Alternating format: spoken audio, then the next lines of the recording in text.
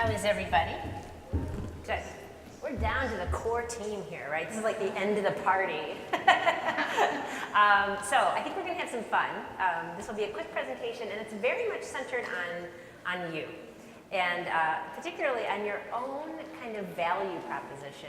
And I'm going to begin with a somewhat unusual question, which is, it's a good time of year, it's a good day actually to ask this, which is, does anyone have any plans to do backyard improvement this coming summer? Any kind of backyard lawn work? So several of you, very good. I'm going to begin with a quick anecdote of my colleague who had some similar plans. He and his wife actually were going to put a pool in their backyard in the suburbs of Chicago. And so this is a picture. In the interest of full disclosure, not exactly, this is not really their backyard, but it's very similar. I've actually been there.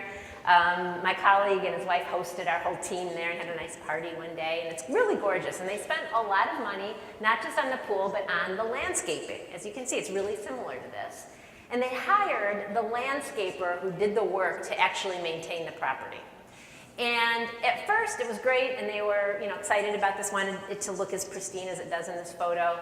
And after about a year of paying some pretty significant bills, it started to get a little bit, of a question, do the one keep paying this money? And in the meantime, they'd been getting solicitations from other gardening services for a lot less money, and they went ahead and made the switch.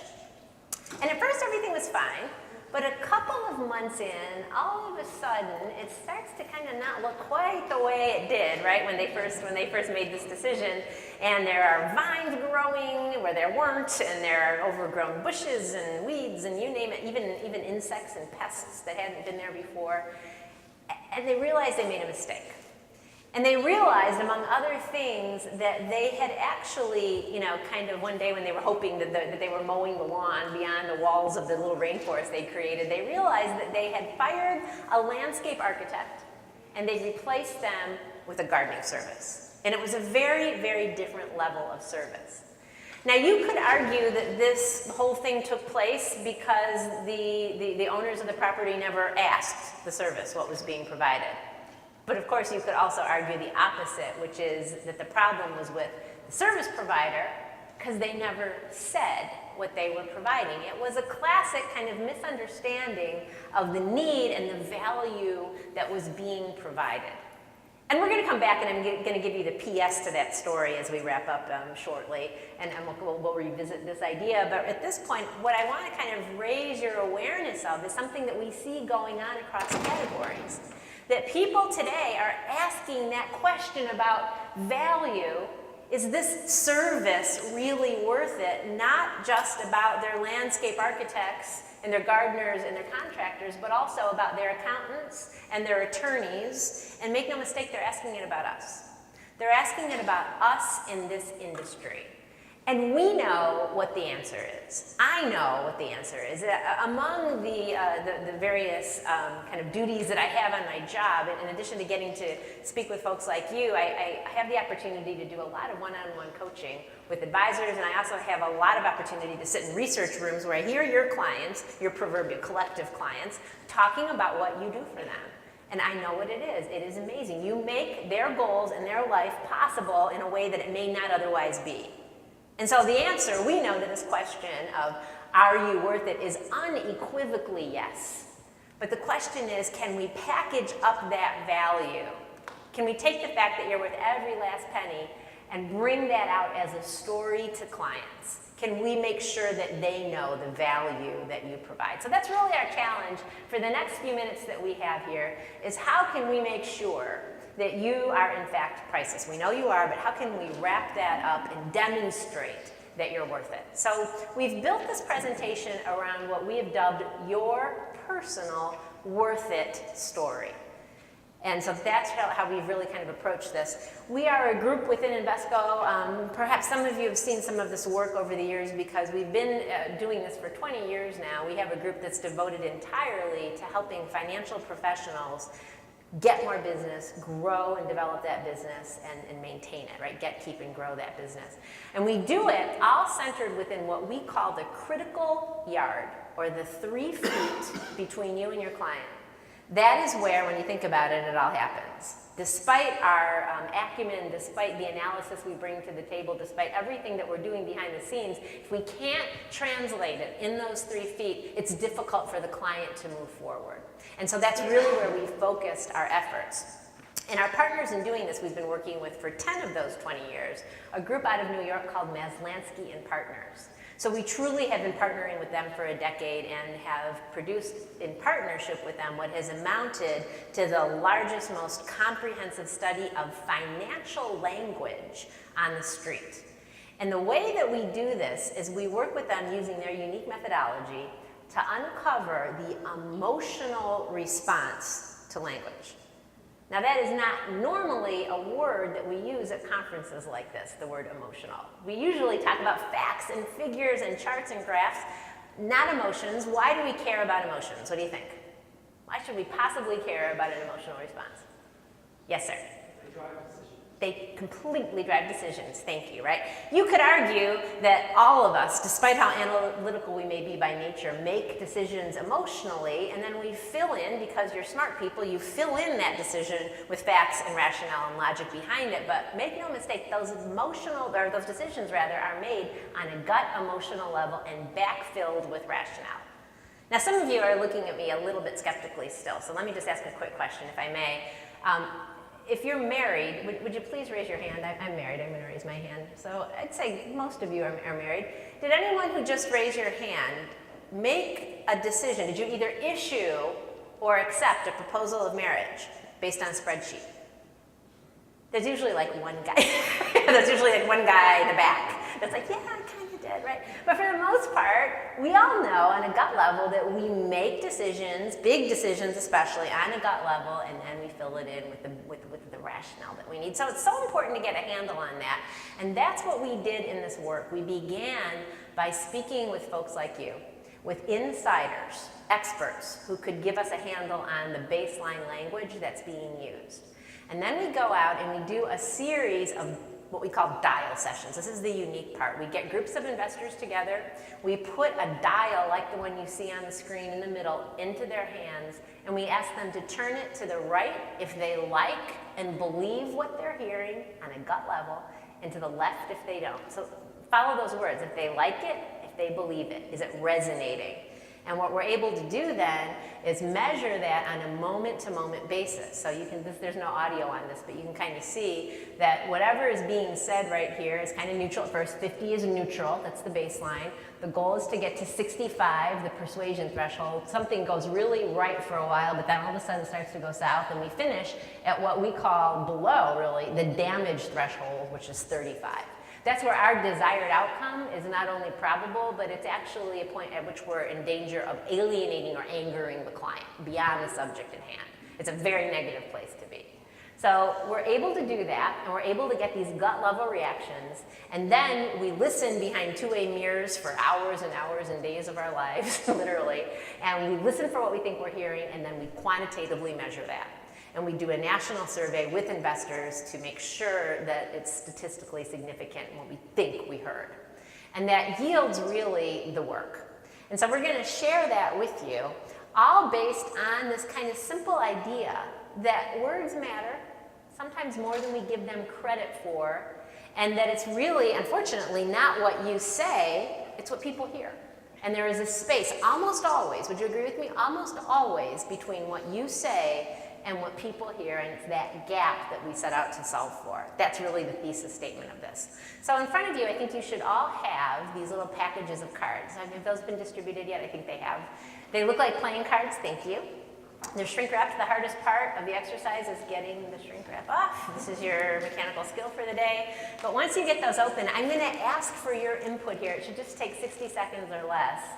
What I'd love to invite you to do is, once you get these things open, pair up with a partner, and on each one of these few cards, you're going to find on one side of the card a word that tested well with investors, and on the flip side, a word that did not. So see if you can find a partner in the room, and among the two of you, see if you can agree on which word clients liked on each card, and put those face up.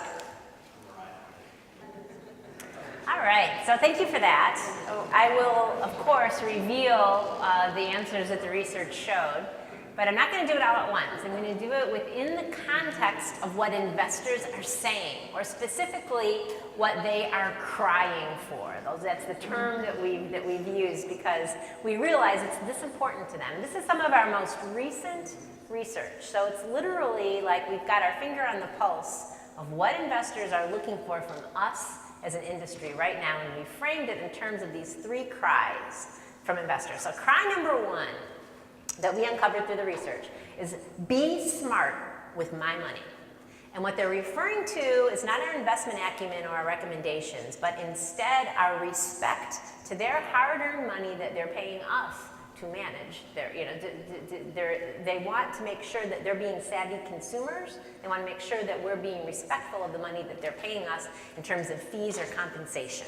So that was, interestingly, the first thing that we heard from them. Secondly, help me with more than my money. They're clearly looking for services beyond investing, and we'll share exactly what the research brought us to there. And then cry number 3 was about showing them progress, making sure that they were on track. They wanted to be certain and reassured that they weren't missing anything along the way, especially as they got closer to retirement. So essentially, if you had to sum it all up in just a few words, cry 1 is about respect for their money. Cry 2 is about assistance and support, and cry 3 is about reassurance. So those were really the battle cries that we heard. So let's take a look at each one of those, beginning, of course, with cry number 1. I'm going to ask you, we're coming up on a long weekend here. This is a good time to ask this question as well. We're probably going to be spending some money. We're going to be buying some things over the weekend, right? Let's say that you're preparing for your weekend's festivities, and you're going to the grocery store to buy something, and you see that it's your lucky day because your product that you're looking for is 4 for $12, when as recently as yesterday it was 3. So that's fantastic, right? We see this kind of thing all the time, right? Consumers want to be savvy spenders. It's important that people who are pricing are also savvy, and these kinds of tactics can be confusing. Like, what are we supposed to be taking away from that, right? This next one you might need your calculator for. It's not obvious what's going on here, but this is a service contract at a health club. And what this is essentially saying, if you do the math in your head here, is that you can either pay $10 a month, but if you're willing to commit to a long-term contract, you'll have the benefit of paying 10% more. Right, so there's another one that's like makes you, a little bit confused. This one I'm still scratching my head for. These are real signs, by the way. We did not make these up. This one I still can't figure out. 4, if you're shopping for tires, you can get here 4 for the price of 5.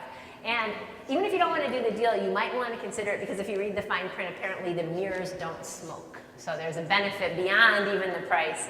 So this is the kind of thing that consumers, right, are faced with all the time. There's confusion, there is sort of misleading information, etc. And so what does this mean in terms of our pricing, which is obviously so much more complex than buying a case of soda or a tire? What does that mean? So the first question that we went out with was how we can frame this in a comfortable way. And what we asked was, of these 2 words, and this is your first card scrimmage here, what's more compelling, smart technology or cutting edge? What do you think they liked here? How many people are going to go smart? I'll ask for a vote. Smart. Anyone go cutting edge? A couple people? So most of you chose smart, and that's actually what investors chose as well. We got that answer 40% of the time. And that word smart happens to be a kind of a popular word right now. You can think of that word and think of other instances in which it does well. We actually tested it in our industry. We looked at tax smart investing versus other, kind of synonyms for that, and you can see here that tax smart investing also does much better than the alternatives. So we see that it works well in our industry, but think of other industries as well, right? Think of smart, what can you think of? Smart technology, smartphones, smart cars, smart water, right? Smart beta, yes, we've tested smart beta, that does well as well. Smart cities, I've not heard smart city, interesting, okay. My favorite one of all of them really is smart water. I mean, how smart can water be? But anyway, I bought it. I don't know what that says about me. But smart is apparently a word that is enjoying a moment. And so we can use it in our industry as well. And what we want to do now is kind of attach it to a sort of monetary word. So what we looked here for your next card question is either cost efficient or low cost. What do you think they preferred? How many people are going low cost? Low cost. How about cost efficient?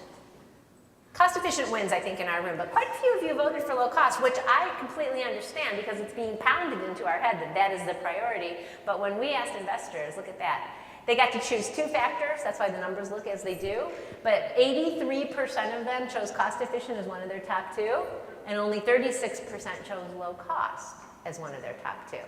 So I think that this is really big news because, again, it's being kind of driven into us that it's all about a race to the bottom and everyone kind of cheaping out. But that's really not what we're seeing here. We're seeing that they want to be savvy, that they want to be efficient, but not that it has to be the lowest cost provider, and I think that's really interesting and good news for us. So if we put these 2 things together, it's not really low cost that's the most desirable right now among investors. It is, in fact, cost efficient, as we just saw. When we combine that with the idea of value, which we're going to talk about in just a moment, we kind of get to this ideal, which is that we know clients want to be smart with their money and they want us to be smart with their money and they want us to be respectful of it. So that's really the goal there. But what does that mean in terms of practical application? What we did next is developed a 30-second quote SMART statement. This is the best kind of culmination of this work as well as literally the whole 10 years of language work we've been doing. So if any of you have your phones with you, I'm going to do something that most speakers never do, which is I'm going to ask you to actually take it out if you wish. If you're a photo person, this is a good photo op once we get this slide built. But no need to. We have this all summarized for you in the hallway. We have a leave behind with this all captured, so you don't have to. But if you're a photo person, this is a good photo opportunity. So let's say that our client's name is Jim, and Jim asks us what we're going to charge. I'll tell you what, as I mentioned, I get to do a lot of coaching with a lot of top teams, many of them Barron's top 100 people. And I've never met anyone who honestly, when they're really candid, doesn't get at least one marble in their mouth when they're asked that question. It's a tough answer to provide, especially if you're talking to a high net worth client, right? It's a lot of money at stake, and it's a tough conversation to often have. So that's why we spent so much of our time and effort on this particular statement. So with that in mind, let's say our client's name is Jim and he asks this question. This is what our research tells us is an excellent way to answer. Jim, thank you for asking about our costs. Right? So first of all, let me say that it's important to us that we're smart with your money and that what you pay matters to us. So we feel it's important for you to know exactly what you pay so that there are no unexpected or unexplained costs. As a client of ours, you should know that our ultimate goal is to make sure you achieve your financial goals. With that in mind, of course, we're always looking to design long-term, diversified investment strategies built within a planning process, and we're always looking for the most cost-efficient and high-value ways to manage your money. With that said, the costs are as follows. So I'm going to build this up here. You're not necessarily going to memorize all that, I understand that, although we have tested all those words, and I'm going to show you the specific ones that we know from the research have really, really spiked on the dials. But if you just look on the left here and look at what we're doing there, that's really the first step. We're beginning not by providing a number, we're beginning by acknowledging the fact that we care and really being genuine about that fact. Then going on to state value, and only then revealing the number. So if Todd is my client and he asks me how much I'm going to charge, how much things are going to cost. If I tell him a number, well, Todd, my percentage is X, and here's what you get for that, here's all the value I'm going to provide. Does Todd hear any of my value statement? No, because what's he doing? He's doing the math, right? He's doing the math. He's now kind of crunching the numbers in his own head because I've given him the percentage and I've lost him. And I don't care how eloquent I am about the value that I'm providing, he's probably not going to hear it. Which is why this order that you see here is so important.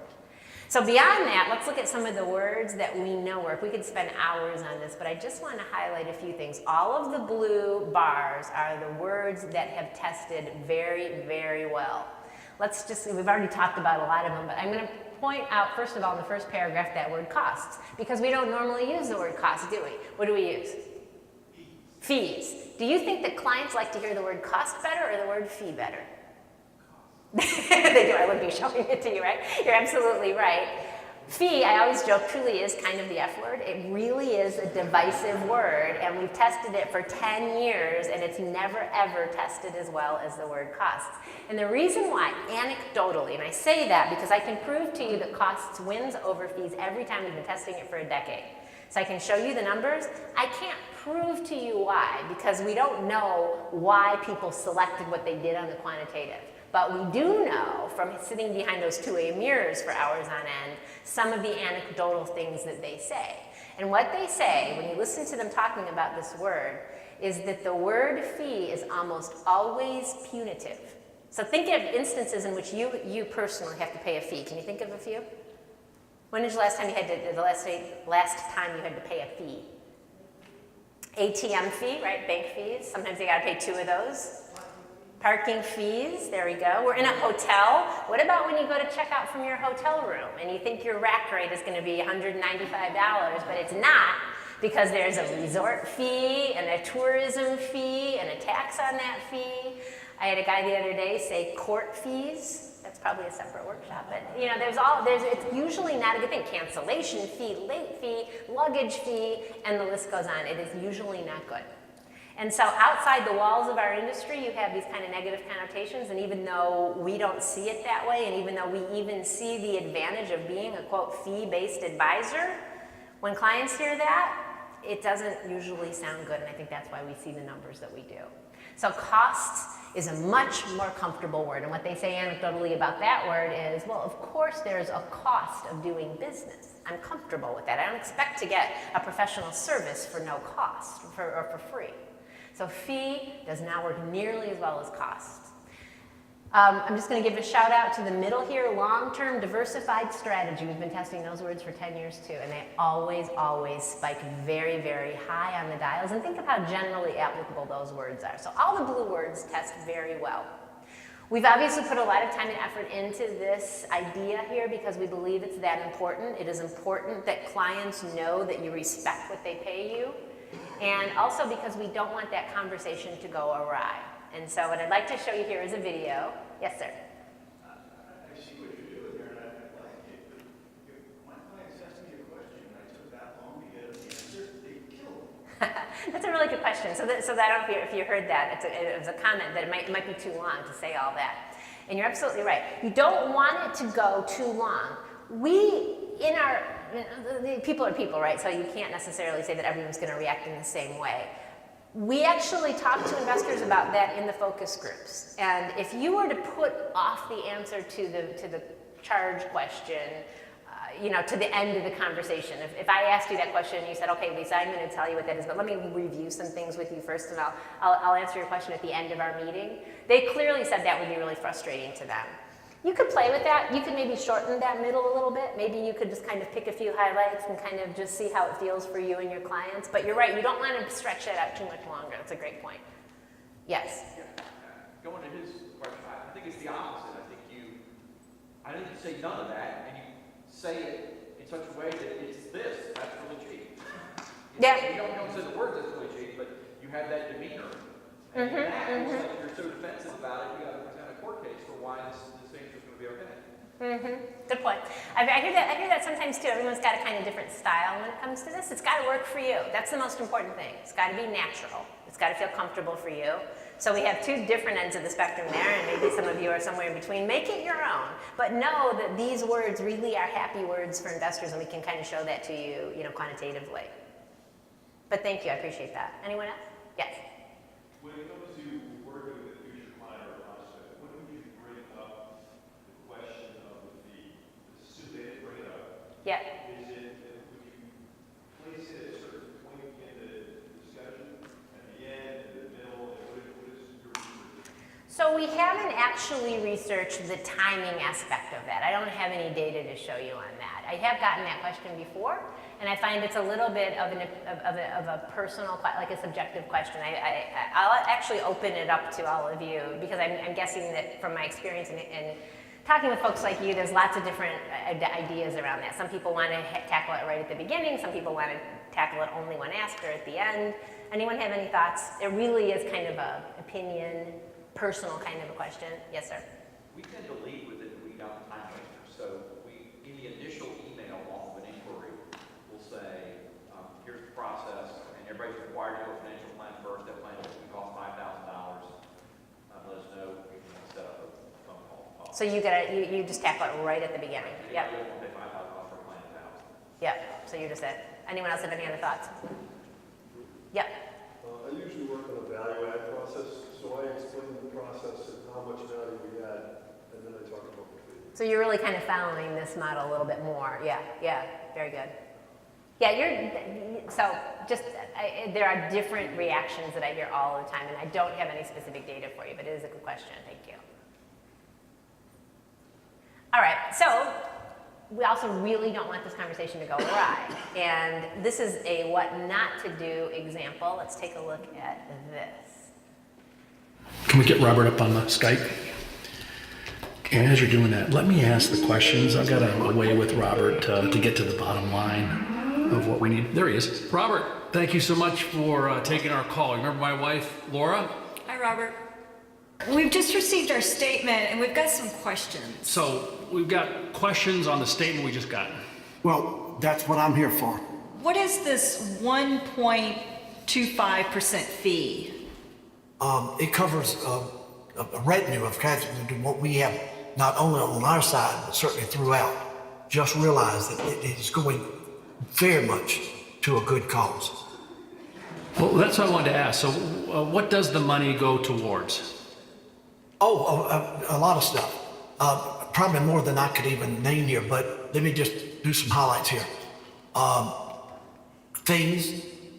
There are a lot of things that we, and when I say we, I mean, all of us, go through daily, and that adds up over time, and time in itself is just one of the part. Robert, does the fee ever change? No.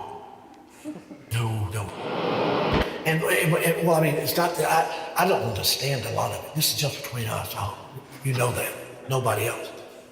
And it's very, very personal. But as long as I'm taken care of, my clients are taken care of, I'm a happy person.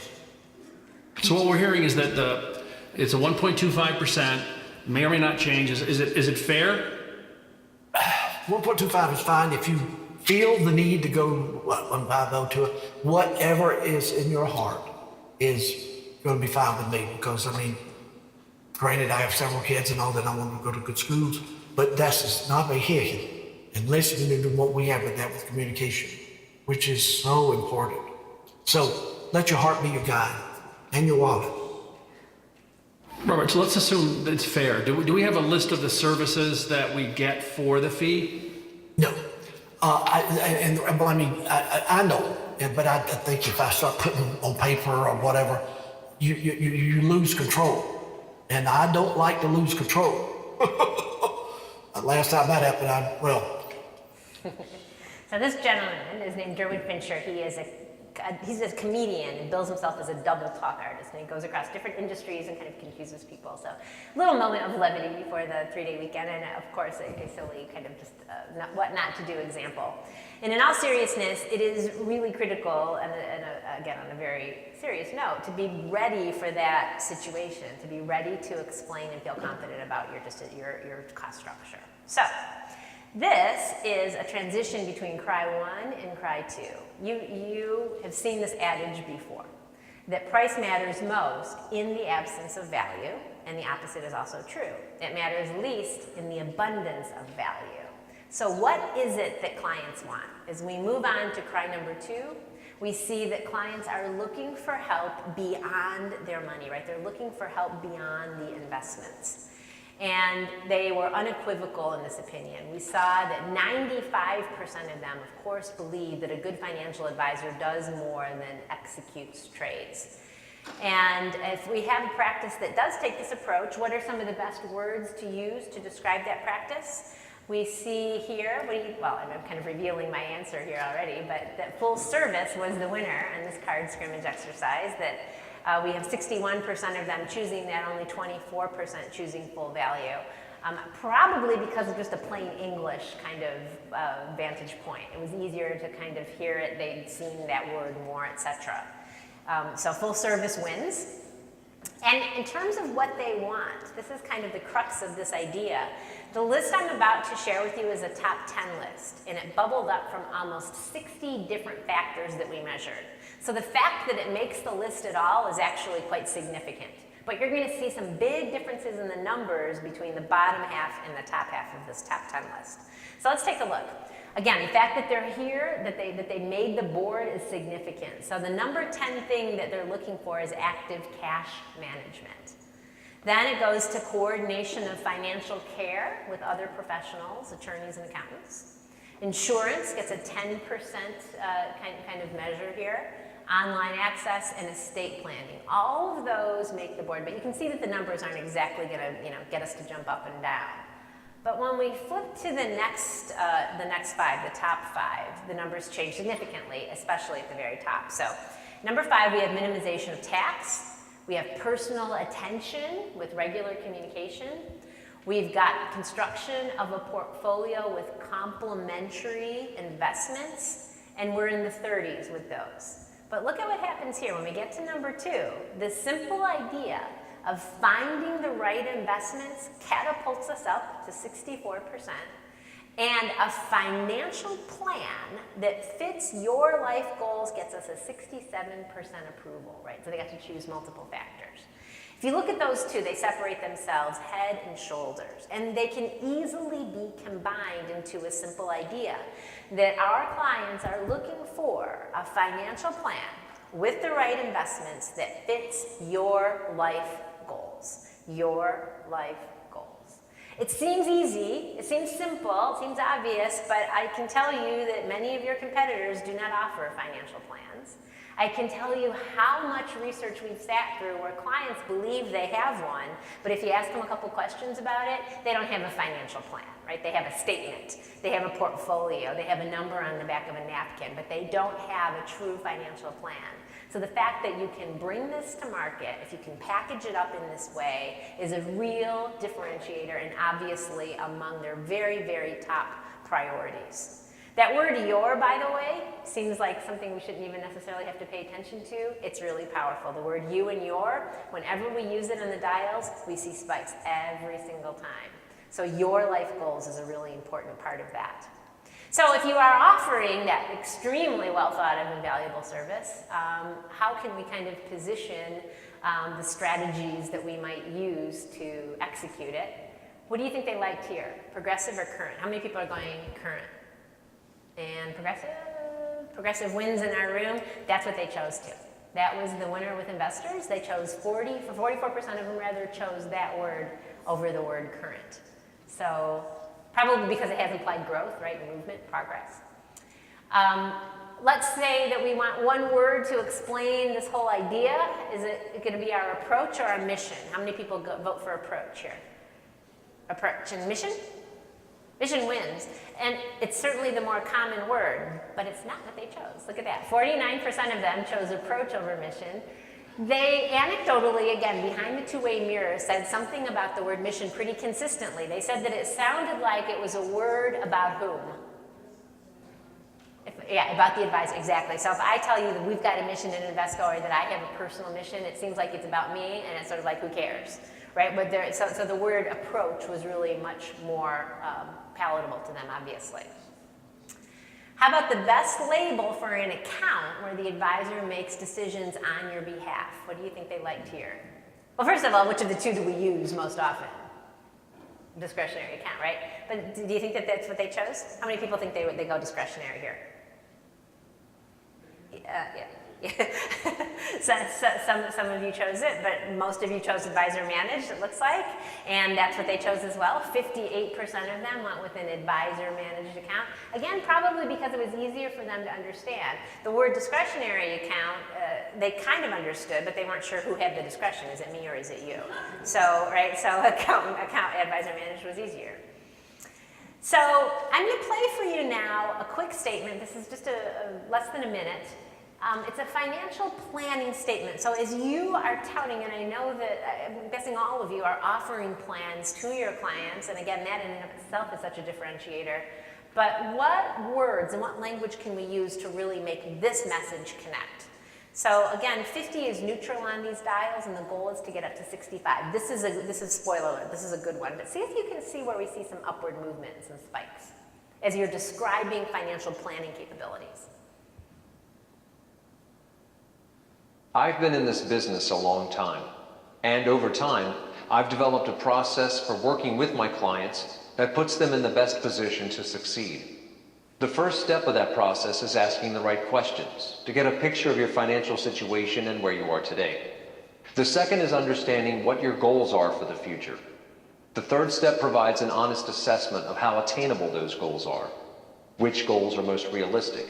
Which are your priorities? The fourth step is to explore what actions we need to take to get there. Then finally, we have a conversation about how comfortable you are with those actions. Are they things you think you can do? How can we help you stay on track? We'll build on this conversation at every check-in.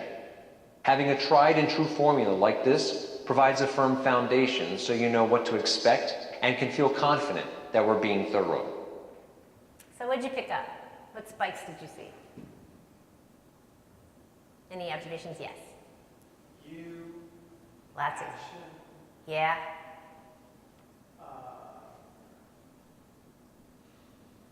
I'm going to work, but it had something to do with Like forward movement. Yeah, yeah. That word you obviously picked that out. It really is a powerful word. That's a good observation. And it's hard to kind of pick out the spike points if you just see this once. But as we went through and identified the first kind of high that we hit, it was right when he said that he was going to ask the right question. So it's the signaling that it's going to be a dialogue. It's not going to be a monologue. It's going to be a collaborative process, is the first time we see a spike. In the middle, there's this idea that we're going to agree on realistic goals, that I'm going to be a sounding board for you, that it's going to be, again, a collaborative process or a verb that I'm delivering, not a noun. And then the idea at the end, we see that when we talk about adjusting to meet goals, we also get a nice spike. That's a word we've been testing for many years. Clients expect to see adjustments. They know that the market fluctuates. It actually gives them peace of mind to know that they've got someone that's ready to adjust when needed. So that's a really positive word. So those are the kind of 3 words we can pick out of this that we know work very well as you're describing the planning process.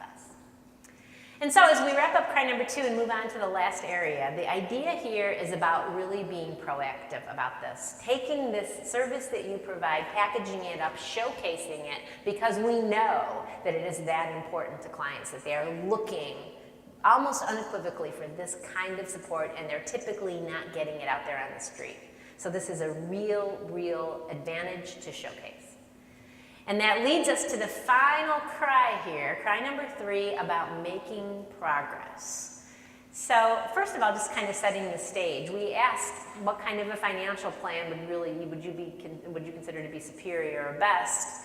And if it was something that just set goals to get 16% approval, the famous fiduciary standard of best interest does better at 25%. But the one that really kind of gets their attention is that last one, something that lays out and keeps them on a path. It's really about being reassured that they're doing the right things. And the client review is the perfect opportunity to do this. I know it's not a new idea. I know that you all have given client reviews probably from day one in the business. And yet, I think, from what I can tell from talking with advisors, it may be one of the most overlooked opportunities to really galvanize the relationship and, by the way, potentially grow your business. Here's what I mean by that and why I'm saying it. We actually looked at this research. This is not our original research. This is a study, of all places, out of Australia. And the reason why is because Australia is a few years ahead of the US in its version of the DOL rule. And so they've got clients that are a couple years down the path, and it's interesting to see how they react to this kind of switch and approach and this emphasis on fees and fee compression. And so when we looked at this, we kind of saw that clients were divided into these 2 basic buckets of those who were unsure if they were on track and those who were sure that they were. And if they were unsure that they were on track, they were also unsure that they were getting value from their financial services provider, and a lot more likely to be looking elsewhere for a different professional with whom to work. If they felt like they were, quote, on track, the opposite was true. Not only were they not looking around, they were a lot more likely to feel that they were getting value from their services provider, and 3 times as likely to make referrals. So this is a huge opportunity to really strengthen your best relationships with clients and to potentially bring in more business. So we asked this question, this was one of the card answers. Do you think that clients were mostly satisfied or mostly dissatisfied with their client review? And it's a little bit of a leading question, but look at this number. We found that 3% said that they were satisfied and that 79% were dissatisfied. Now, we didn't survey your clients. So this is not an indictment here. But obviously, there's something going on in the business, in the industry as a whole, that leads us to this really overwhelming number. And so, of course, we wanted to understand what was happening and how we could switch the tide. And so what we asked was, well, what do we need to do here? Obviously, there's a problem. What do we need to do to make it better? And we heard 3 things. The first one was a little bit of a surprise, I think. The first thing they said was they wanted to be involved in the preparation. And so in particular, they liked the idea of getting documents in advance and of bringing some prep into the meeting. And we've developed something that we call the pre-meeting checklist. This is not an arduous, painstaking process of compiling 8 years worth of tax returns and all this kind of stuff like you might when you have to see an accountant, for example. This is really, really just a couple of minutes. And the idea is that they're sent this checklist in advance. They check through, any life changes that they've experienced since you've last seen them. They're going to move, they're going to get a new job, they've maybe had another child, or they're planning to, whatever it might be. You now know this. That has big planning implications, obviously. Any change in their risk comfort level over the past year, any services that they've realized that they need to talk to you about but haven't, like insurance coverage, estate planning, etc. So this just takes a couple minutes. They send it to you, and both of you are now anticipating how that meeting is going to unfold and looking forward to it with some anticipation. So this really can change the whole tenor of the conversation and just be a couple of minutes of effort in advance, mostly on their part, frankly. So that's the first thing. The second idea was to have a goal, to have a definitive goal and purpose for the meeting. Now, of course, you do this anyway. This is really mostly about structure. This is mostly about wrapping up what you're going to deliver anyway and being very intentional about how you describe it and how you kind of put a bow on top of it. The structure really is important. It helps them follow and anticipate what the meeting is going to be, track with you, and remember more of it. So this is a simple statement here. This is the last video I'm going to show you. And you'll be able to pick out, I think, a few points where we see nice spikes on the dial as it comes to describing the agenda for this client review meeting. Let's take a quick look. Thank you for taking the time to speak with me. The purpose of this meeting is to make sure you're on track as we work to make your goals a reality. There are a few things I would like you to walk away with in the time we have today. First, I would like to hear from you. I know a lot can change between visits, and I would like to know if anything has changed recently that you think could impact your financial future and your long-term plan. Second, I would like you to feel confident about the investments in your portfolio. We will take a look at the securities you own and how they have performed since we last spoke. Finally, I would like you to feel confident that you know what you're paying for and that you're only paying for what you need. It's my responsibility to provide services that are well matched with your objectives. For that reason, we'll review your services and costs to make sure we are working efficiently and effectively for you.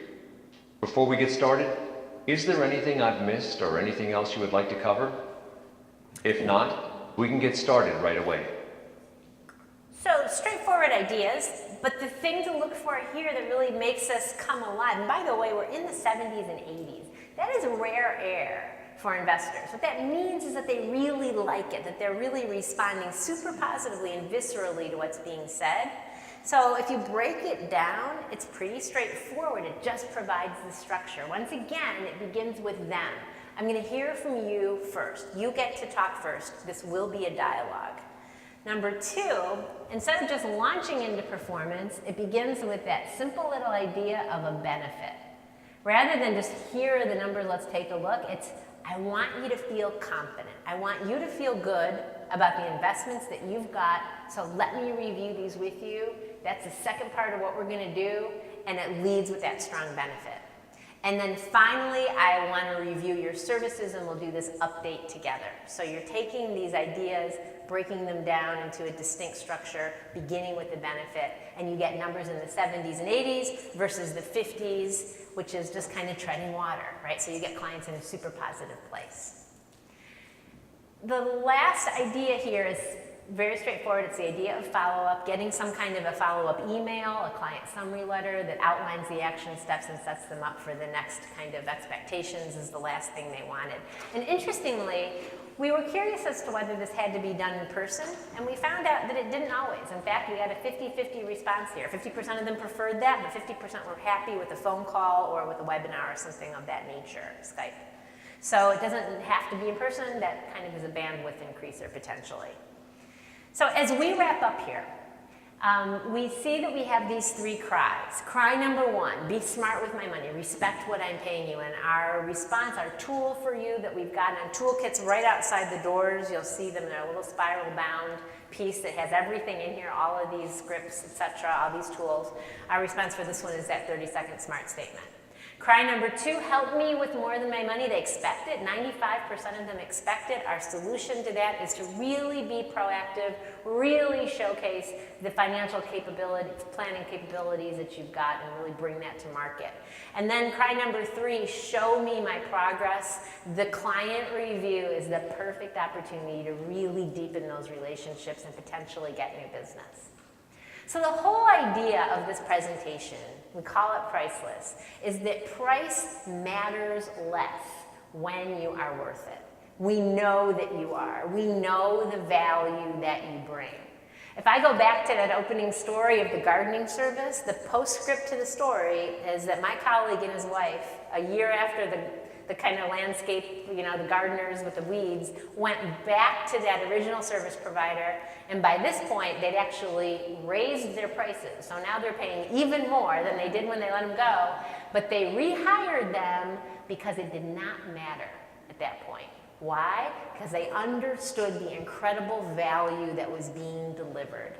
This is really the essence of this idea of being priceless, packaging up the value that you deliver every day and telling a story about it. So if you like what you heard here today, we've got that toolkit. It's out on those tables. Please help yourself. It actually doesn't look like that. We've updated it. It looks like a toolkit. It's blue. It has a little spiral binding. It's right outside those doors.